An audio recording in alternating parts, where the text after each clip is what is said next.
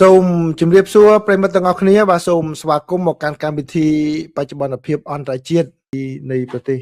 រុស្ស៊ីគឺលោក Vladimir Putin បានទទួលជួបសវនកម្មជាមួយនឹងមេដឹកនាំនៃប្រទេសមីយ៉ាន់ម៉ាដែលគ្រប់គ្រងដោយក្រមយោធានោះបាទក្នុងដំណើរទស្សនកិច្ចដើម្បីជំរុញពង្រឹងបន្ថែមទៀតនៅកិច្ចសហប្រតិបត្តិការរវាងប្រទេសទាំងពីរហើយលោកពូទីនបានថ្លែងប្រាប់លោកមីនអងឡាំងថាគឺប្រទេសទាំងពីរនេះមានកិច្ចសហប្រតិបត្តិការគ្នាល្អខាងគោលនយោបាយការបរទេសក៏ដូចជាបញ្ហាសន្តិសុខហើយនឹងការអភិវឌ្ឍសេដ្ឋកិច្ចផងដែរហើយក្នុងពេលកន្លងមកគឺប្រទេសទាំងពីរនេះបានធ្វើសម្ពយុទ្ធយោធារួមគ្នាហើយក៏ដូចជាការរៀបចំផែនការសម្រាប់ឲ្យរុស្ស៊ីសាងសង់រោងចក្រអគ្គិសនីដែលដោយថាមពលនុយក្លេអ៊ែរសាងសង់កំពង់ផែរោងចក្រចម្រាញ់ប្រេងក៏ដូចជាអគារផ្សេងទៀតនៅក្នុងប្រទេសមីយ៉ាន់ម៉ាដូច្នេះដំណើរទស្សនកិច្ចរបស់លោកមីនអងឡាំងទៅបានគេមើលឃើញថាជាកិច្ចខិតខំប្រឹងប្រែងមួយដើម្បីបង្ហាញនៅភាពស្របច្បាប់របស់ខ្លួននៅលើឆាកអន្តរជាតិបន្ទាប់ពីលោកបានធ្វើរដ្ឋប្រហារទម្លាក់រដ្ឋាភិបាលរបស់លោកស្រីអុងសានស៊ូជីកាលពីឆ្នាំ2021មកហើយ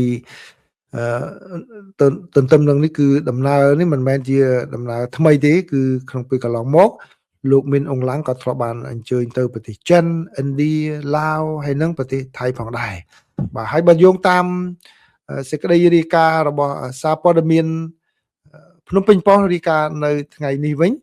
បានឲ្យដឹងថាគឺបាទលោកមីនអងឡាំងក៏មានគម្រោងនឹងធ្វើដំណើរមកបំពេញទស្សនកិច្ចទៅក្នុងប្រទេសកម្ពុជាផងដែរនៅដើមខែកញ្ញាមុខខាងមុខនេះបាទដើម្បីពង្រឹងនៅទំនាក់ទំនងទ្វេភាគីរវាងប្រទេសទាំងពីរបាទអញ្ចឹងគឺដំណើរទស្សនកិច្ចរបស់គាត់ហ្នឹងគឺរងការរិះគន់ជាច្រើនជាការមួយដែលថាខិតខំប្រឹងប្រែងដើម្បីស្វែងរកភាពស្របច្បាប់ក្នុងគណៈពេលដែល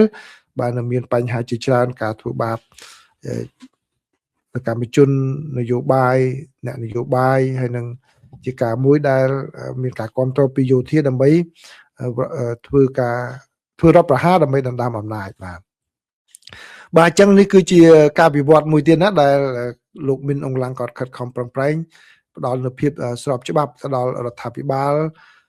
របស់លោកថាជារដ្ឋាភិបាលដែលដឹកនាំដោយជនស៊ីវិលក៏ប៉ុន្តែបាទចាប់តាំងពីការដែលលោកបានជាប់ឆ្នោតជាប្រធានាធិបតីដែលខាងសភាបោះឆ្នោតឲ្យមកក្នុងខែមេសាកន្លងមកនេះគឺបាទមានការរិះគន់ជាច្រើនជាការលេងឆាកល្ខោននៅក្នុងការខិតខំធ្វើឲ្យស្របច្បាប់នៅអំណាចរបស់លោកបាទអញ្ចឹងសូមអរគុណប្រិយមិត្តទាំងអស់គ្នាដែលបានចូលមកទទួលយកការចែករំលែកព័ត៌មានអន្តរជាតិរបស់ខ្ញុំនេះបាទអញ្ចឹងសូមសម្រាប់អ្នកដែលចូលមកចង់ដឹងព័ត៌មានគឺសូមចាប់តែប៉ុណ្ណេះមិនថ្លៃថ្នូរដូចតែយើងគិតនោះទេបាទអញ្ចឹងសូមអរគុណប្រិយមិត្តច្រើនណាអូថ្ងៃនេះវែងឆ្ងាយច្រើនណាបាទអញ្ចឹងសូមជម្រាបលាជួបគ្នានៅក្នុងកម្មវិធីបច្ចុប្បន្នភាពអាមេរិកាំងបាទ